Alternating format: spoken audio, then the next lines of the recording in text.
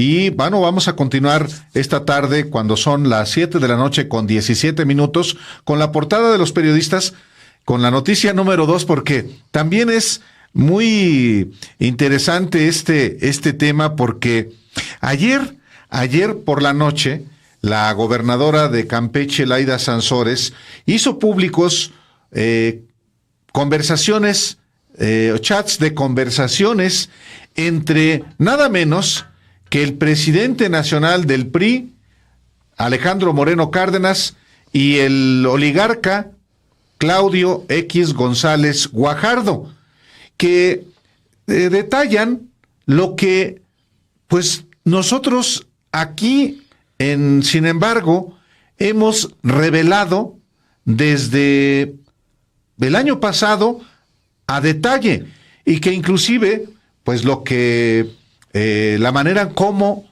se armó la coalición Va por México en el domicilio particular de Claudio X González Guajardo.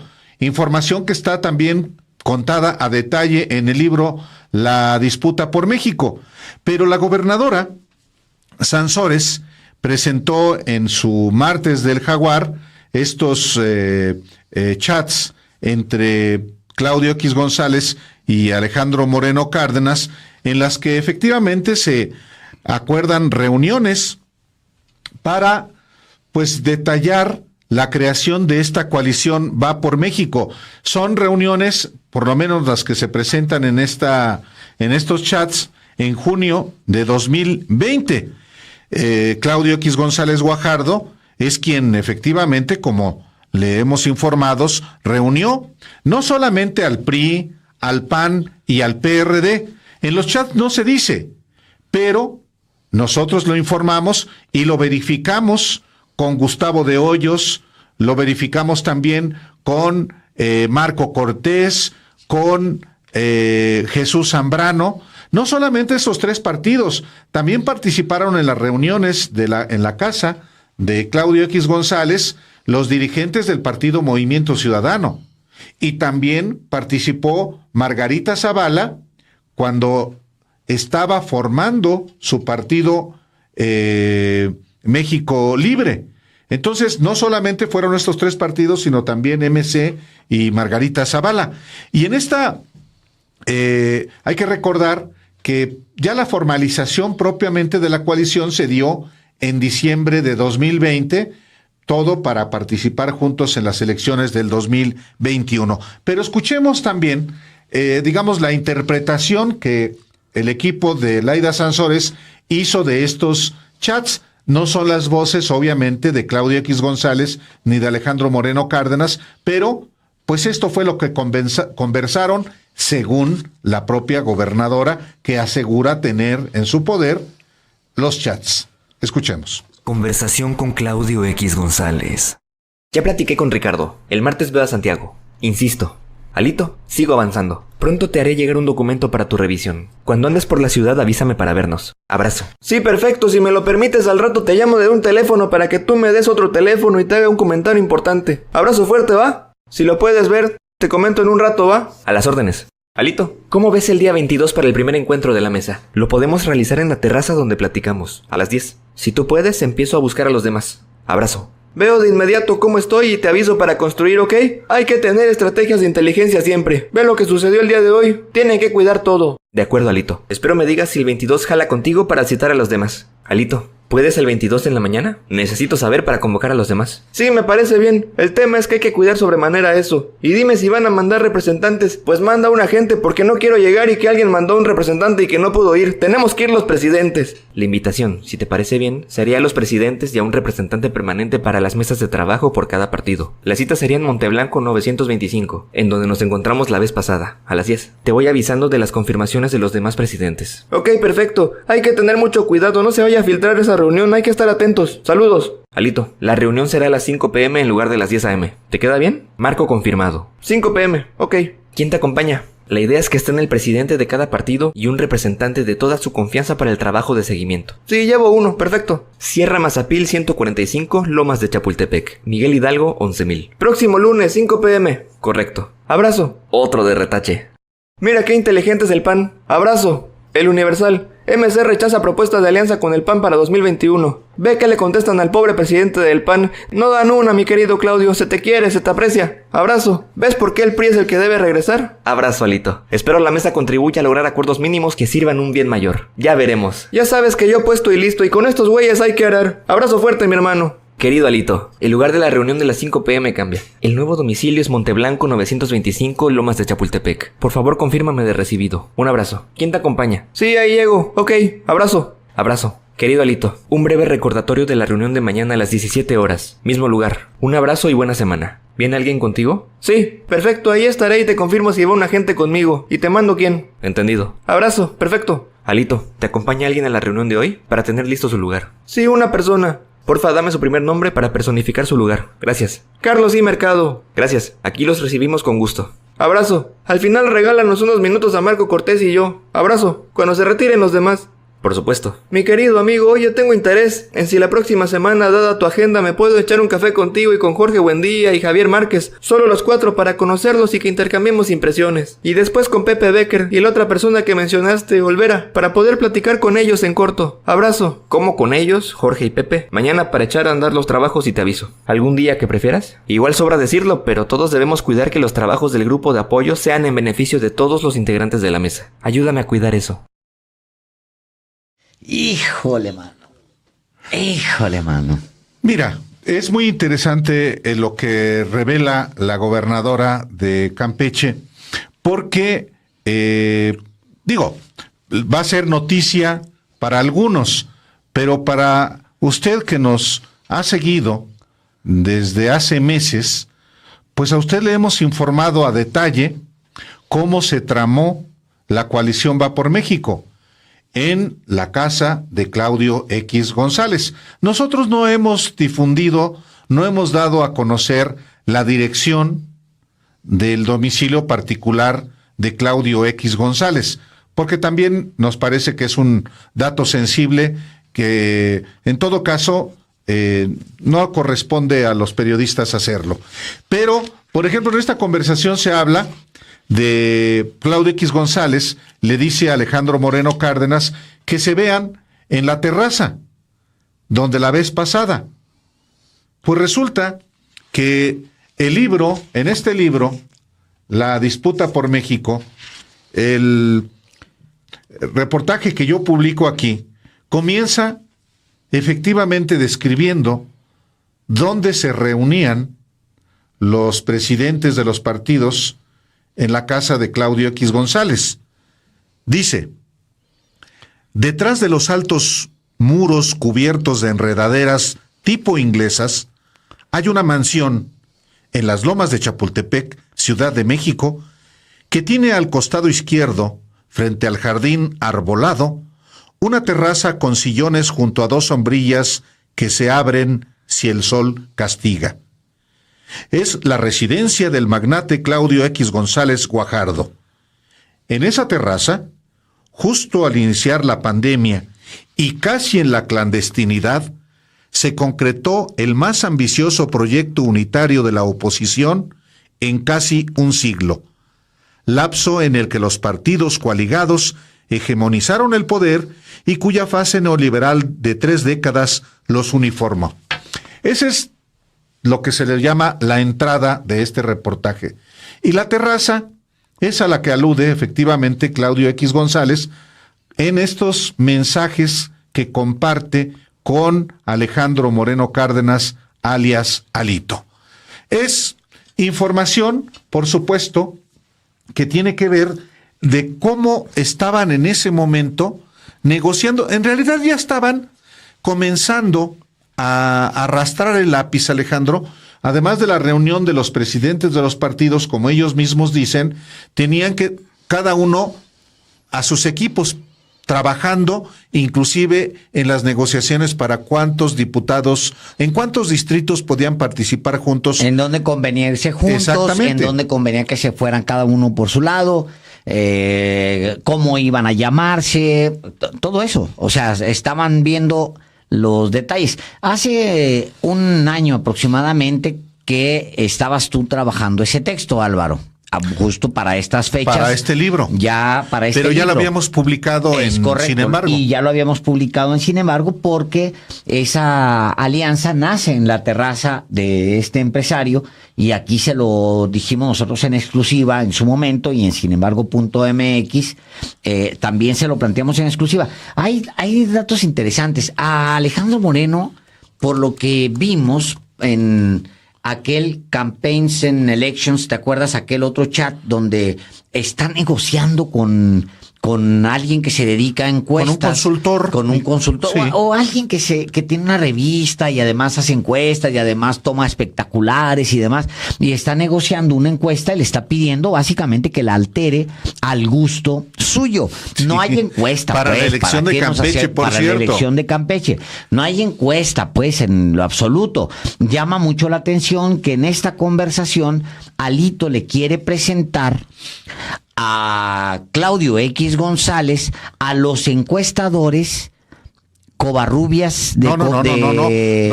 No, es son Márquez, los encuestadores del Universal.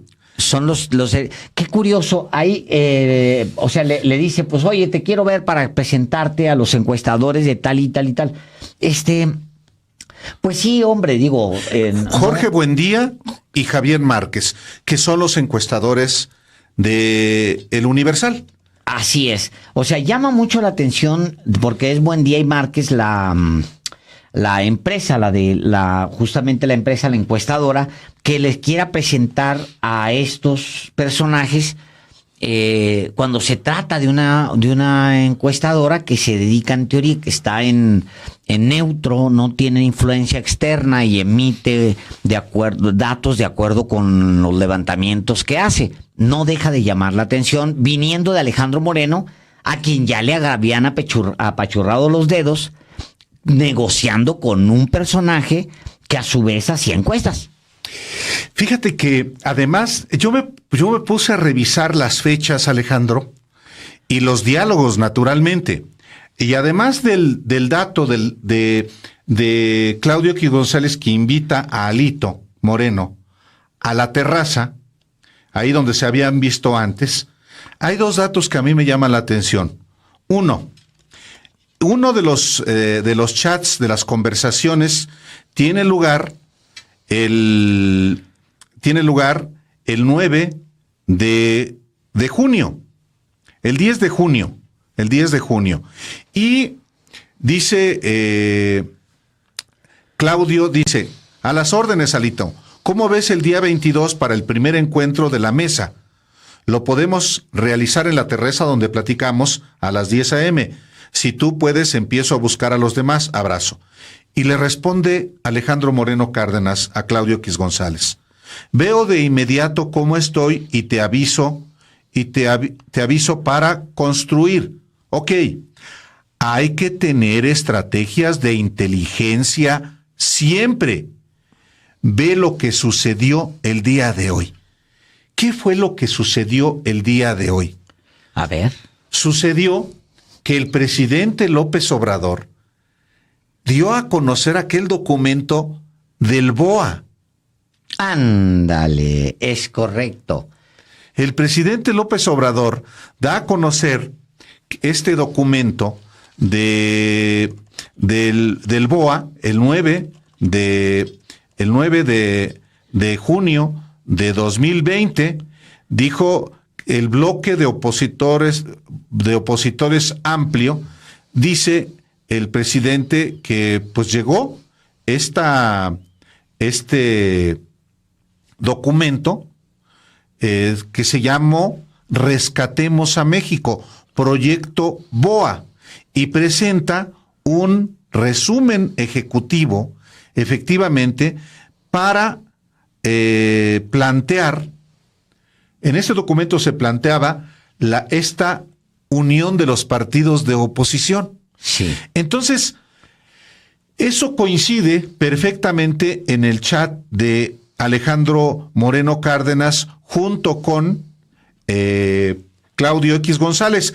El otro dato que a mí me llama la atención es cuando, pues, Alejandro Moreno Cárdenas se burla de Marco Cortés.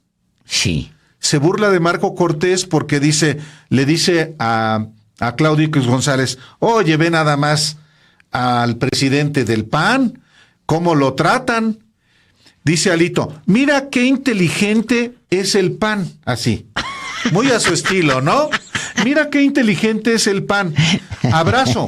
Y le pone la liga de una declaración de Clemente Castañeda, el dirigente en aquel momento del partido Movimiento Ciudadano. MC rechaza propuesta de alianza con el PAN para 2021. Dice, ve qué le contestan al pobre presidente del PAN. Y dice una frase que a mí me llama mucho la atención, Alejandro Moreno Cárdenas. Le dice a Claudio X González, ¿ves por qué el PRI debe regresar? Y Claudio le responde, abrazo, Alito, espero la mesa contribuya a lograr acuerdos mínimos que sirvan a un bien mayor. Ya veremos.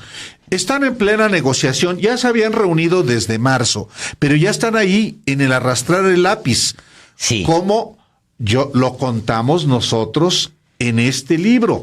Aquí no hay ninguna novedad. Esto está, si usted lee este libro, y muchos de los que usted nos está viendo ya lo leyó, y va a encontrar efectivamente la coincidencia en tiempo, en espacio, de lo que nosotros ya habíamos revelado. Es correcto, y es interesante lo que menciona Alito con respecto a ese día, y qué bueno que encontraste lo de BOA, que ese día lo presenta el presidente López Obrador justamente, sí. Que era ese es el, digamos, Álvaro, el preproyecto de lo que termina siendo Va por México. Sí, claro. Es un preproyecto. ¿Quiénes componían, de acuerdo con el documento que presenta el presidente López Obrador, quiénes componían el BOA, este bloque opositor? Bueno, eran nada menos que Felipe Calderón Hinojosa, Vicente Fox Quesada, cuando tenían gobernadores, porque ahora ya casi no tienen, 14 gobernadores del PRIAN, y seguramente del PRD en aquel momento, ya ahora ya no los tienen, pero en aquel momento hasta el PRD tenía gobernadores, pero bueno, ya eso. Pero interesante esto, fíjate bien, Álvaro. Estaban en el documento, aparecen como miembros del BOA, consejeros del INE, miembros del Tribunal Electoral del Poder Judicial de la Federación. O sea, tal cual, ¿eh? Bueno, no olvidemos que Alito acaba, no hace mucho, también la idea de conocer las conversaciones con uno de los magistrados del Tribunal Electoral del Poder Judicial. Es correcto. Barrera Fuentes. Así es. Expresidente del tribunal, nada menos. Nada menos. Bueno, y además en ese documento que va a conocer el presidente ese día, estaban Movimiento Ciudadano, el Partido Acción Nacional, el Partido de la Revolución Democrática, el Revolucionario Institucional y México Libre, que son los que narra Álvaro en ese texto, en este libro, narra Álvaro que se reúnen en la casa de Claudio X González para acordar la formación de Va por México, tal cual. Solamente que México Libre llega un momento en el que ya no se le permite participar porque no se conforma por la chapuza, no se conforma, digo literal por la chapuza, porque por eso fue que los castigó el Tribunal Electoral. Por la chapuza ya no se conforma México Libre, pero y además Movimiento Ciudadano decide no participar en lo que después llamaría el Titanic, que es la Va por México, PRI, PAN, PRD. Menciona también el documento que difunde el presidente López Obrador, algunos medios de comunicación. El documento en esa fecha, que justamente hace alusión en esta conversación difundida el día de ayer entre Alejandro Moreno y Claudio X González, menciona al diario Reforma, al diario El Universal, al diario El Financiero, a las revistas Proceso y Nexos. Y luego menciona algunos comunicadores. ¿Cuáles son esos comunicadores a los que menciona como parte del bloque opositor? Menciona a Denis Dresser, a Pablo Iriart, a León Krause, a Héctor Aguilar Camín, a Jorge Castañeda, a Amparo Casar, a Leo Zuckerman, a Carlos Loret de Mola y a Broso. Bueno, cada uno de ellos, de alguna forma u otra, con una cierta relación entre sí y con estos mismos grupos y con estos mismos grupos de poder. Digo, el caso de Amparo Casar es conocido, es la que maneja la asociación de Claudio X González, la de Mexicanos contra la Corrupción y la Impunidad. Esa es la que maneja Jorge Castañeda, Aguilar Camín y León Krause. No aparece, me llama la atención que no aparece en este documento Letras Libres y tampoco aparece Enrique Krause. Sí aparece, creo yo, sí aparece León Krause, pero no aparece el jefe de la familia. Yo creo que era parte... yo no sé si este documento realmente fue elaborado por los promotores de la coalición Va es por muy probable México. Que no. Ahora, pero sí perfil, Álvaro. Claro, ¿por qué? No sé si este documento de verdad sea elaborado por los reunidos en la casa de Claudio X González o por otras manos. Lo que sí es real es que el plan de acción es la estrategia central, como lo detalla este documento del BOA, es muy clara. Estrategia central: impulsar un bloque opositor amplio para avanzar en dos momentos: ganar la mayoría en la Cámara de Diputados en 2021, retirar a AMLO de la presidencia de la República en 2022 mediante la revocación de mandato. Y hay que recordar que Gustavo de Hoyos era uno de los principales impulsores de participar en la revocación de mandato y después se echó para atrás. Es correcto. Después se echó para atrás. Aquí mismo no lo comentó en su momento. Él dijo, no, vamos a... en eso tiene coincidencia. El documento BOA, el de BOA, también incluye a Coparmex. Claro. Cuando en Coparmex estaba Gustavo de Hoyos. No, y más todavía. Dice uno de las partes estratégicas, dice, cabildeo de BOA en Washington, Casa Blanca y Capitolio, para destacar el daño que está haciendo a las inversiones norteamericanas el gobierno de la 4T. Más que compararlo con Venezuela, BOA debe subrayar la altísima migración masiva de mexicanos hacia Estados Unidos si se profundiza la crisis de desempleo e inseguridad. Y el punto número 9 dice, replicar esta narrativa en la prensa norteamericana y europea.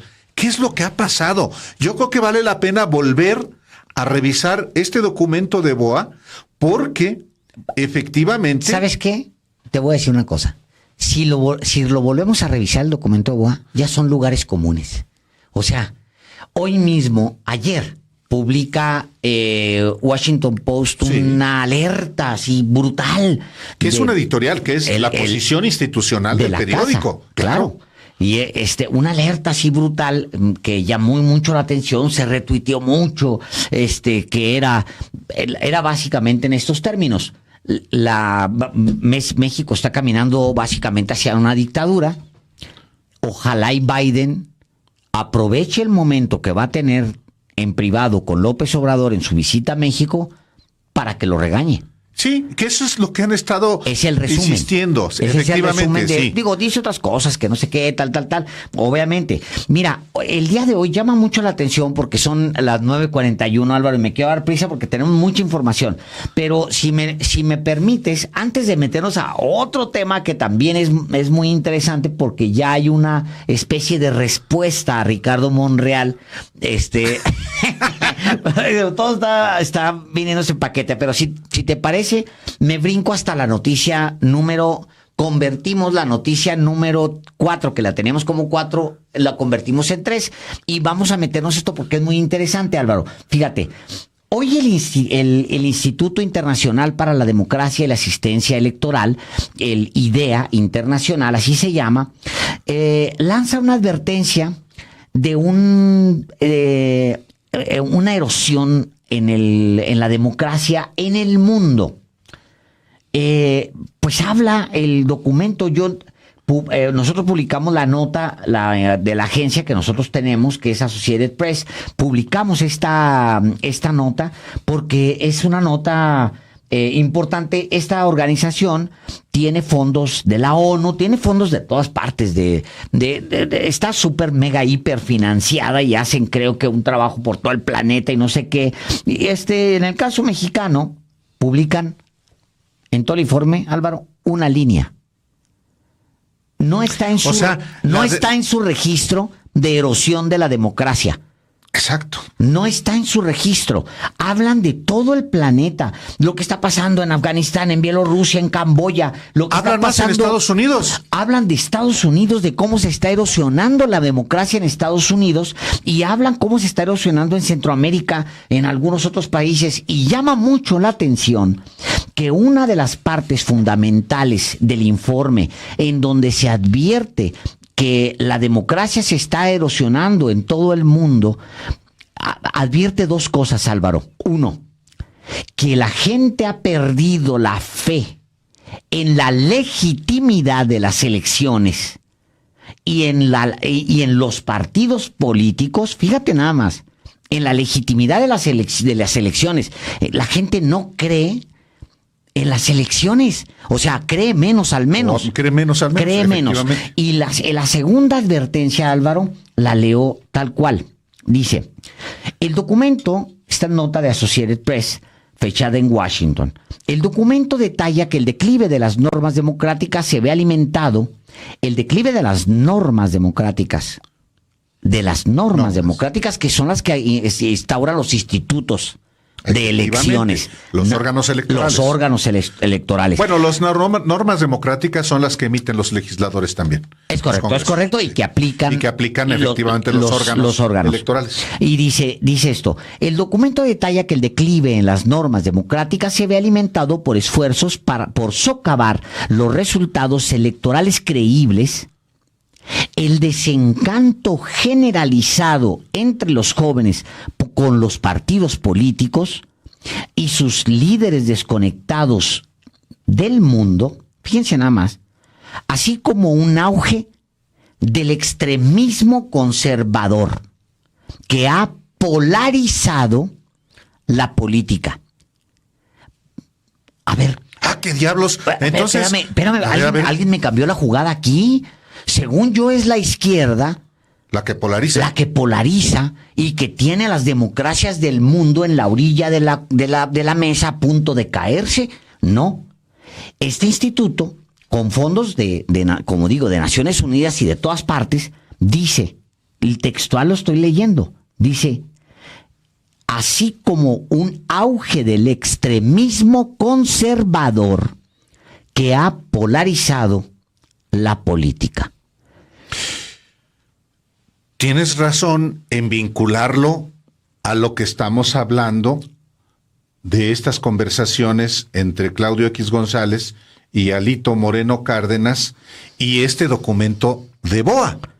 Sí, porque la estrategia, como lo planteaba el documento que tú acabas de leer, el resumen que acabas tú de leer de ese documento, es llevar ante foros en Estados Unidos y en Europa que la democracia en México se está deteriorando, y básicamente lo que hemos visto, que vivimos una dictadura, el discurso ese. Lo que plantea Washington Post de hoy es brutal porque 24 horas después, Álvaro, el informe sobre la democracia, que por cierto no se ha difundido en México más que, creo que sin embargo, a pesar de que es un documento que está ya a disposición de todo mundo, y a pesar de que lo publica Associated Press, que la mayoría de los medios en México tienen agencia, no se ha publicado, Álvaro, ¿eh? O sea, es dramático lo que estoy diciendo, pero no se ha publicado porque no expresa lo que el bloque opositor quiere que se exprese sobre México. Uno, que se cree firmemente en la legitimidad de las elecciones. Dos, que es la izquierda la que está polarizando y que es también la izquierda la que está provocando este deterioro de la democracia.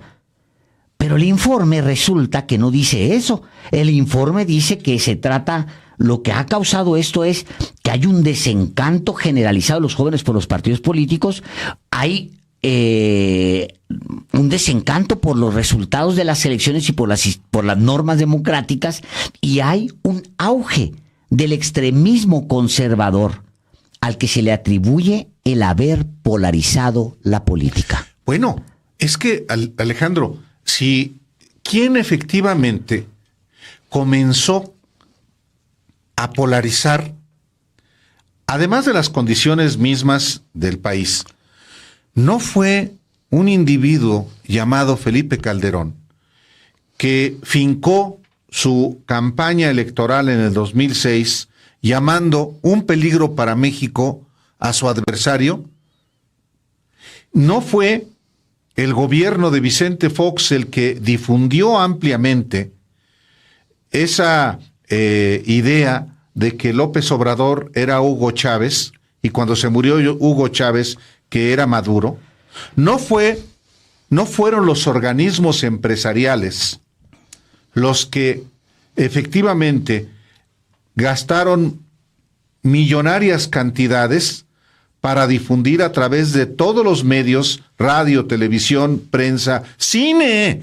En el cine pasaban, antes de la película, esa propaganda de un peligro para México. Claro. No fueron los medios de comunicación convencionales, los de siempre, Televisa, TV Azteca, radio, no se digan en la capital de la República, los que traían ese mismo estrategia polarizante de insultar, como hasta la fecha, a quienes respaldan un proyecto.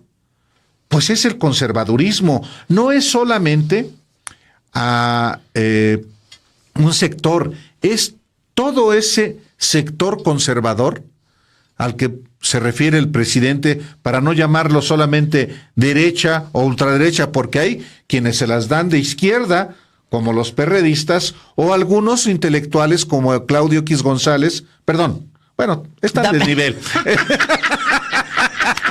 Te traicionó el subconsciente. Bueno, es que es un intelectual también, ¿no? Sí, claro. Como Enrique Krause, como Héctor Aguilar Camín, como Jorge Castañeda, y toda esos dos grupos, porque son facciones, y así actúan, pues son los que han utilizado precisamente este discurso.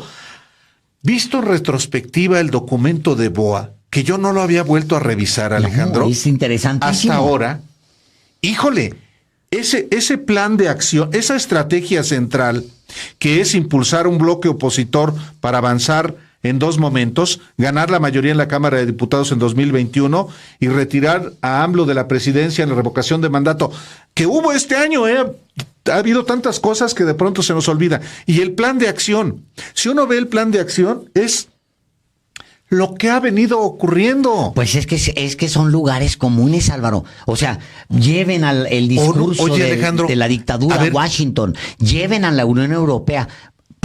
Dime eso, porque aquí te voy a dar otro dato. Por último, ¿no será este documento del que lo sacó Laida Sansores y se lo pasó López Obrador en las conversaciones con porque Claudio X González? En su momento Jesús Ramírez cuenta, dijo que les habían llegado, que había llegado de manera anónima. Igual, Laida Sansores. En una de esas, ojalá que nos diera entrevista a Laida Sansores para preguntarle. No quiere, no quería, ¿verdad? No quiere. ¿Quién sabe qué raras son de pronto algunos? Está bien.